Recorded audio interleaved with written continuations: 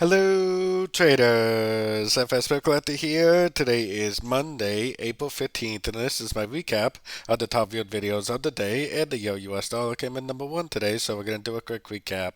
If you'd like to see my full top down analysis from this morning on the Euro dollar, make sure you check out the video at the end of this video, linked over here.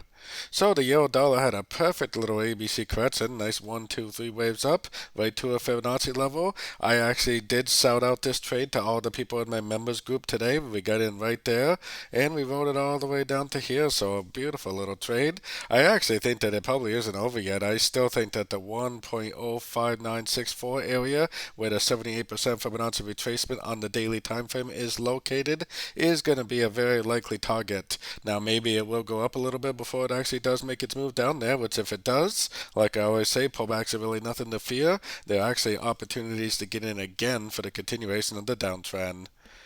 So don't forget to join my free Discord channel, link down here in the corner, and don't forget to check out my membership program that gives you access to the daily live trading sessions and the swing trade setups at my website, fxpipcollector.com.